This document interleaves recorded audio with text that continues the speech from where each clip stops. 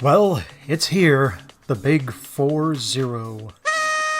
This month in 1979 is when I was first introduced to the world. I really don't feel that old, though, and I also feel that I've got lots of good times yet ahead.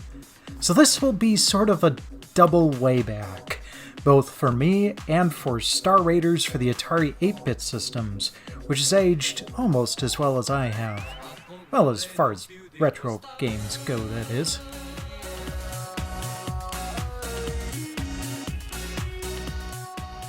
I'm not quite sure when in 1979 this game released, but as I've done research for this feature over the past few years, I've found that prior to the mid to late 90s, it's really difficult to pin down more precise release dates than just the year itself. I have other games that released in 1979, of course, thanks to the Atari 2600 and Odyssey 2, but those two consoles are pretty much crap compared to the impressive power of the Atari 8-bit line of computers. Also, it's my birthday, so I'm gonna do what I dang well please.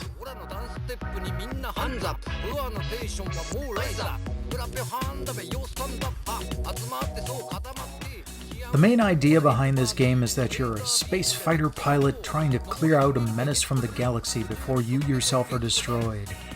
You might say, oh, it's another space fighter game inspired by Star Wars, and you would be wrong!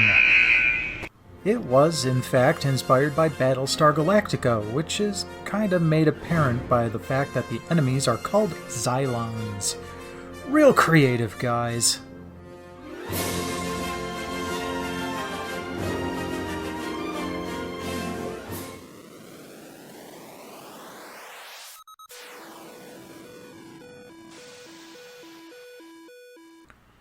Well, okay, I'll cut them some slack because this is a really impressive game for 1979.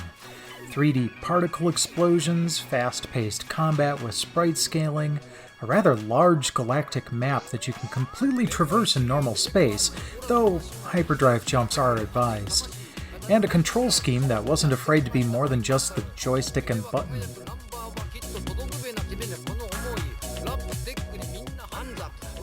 On the 8-bit version, you're able to use the keyboard for different commands and controls. G for the galactic map, plus and minus for speed variation, S for shielding, that sort of thing.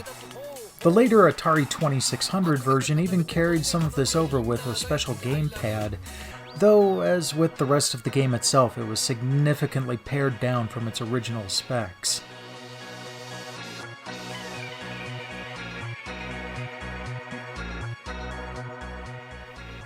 Star Raiders may not be that well known, but it went on to inspire the likes of Elite, Wing Commander, and the X-Wing series, as well as a 2011 reimagining that was released on the Xbox 360, PS3, and Steam. Doug Neubauer, the original game's developer, went on to make Solaris for the Atari 2600, one of the more graphically impressive and compelling game experiences I've found on the console.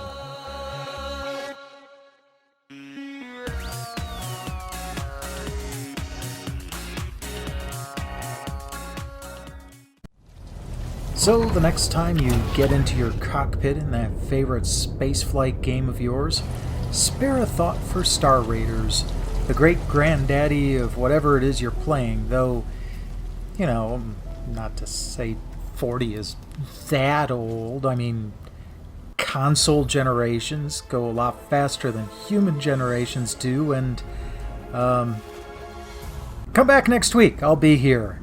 In the meantime, leave a comment with games that you remember from when you were born. If you can remember that far back. Then, like, subscribe, spread the word, and I will catch you next week. My heart to see you again, Colonel, but I must excuse myself now, as your duty here takes precedence over our catching up on old times. Thank you, Hobbs. We'll talk later.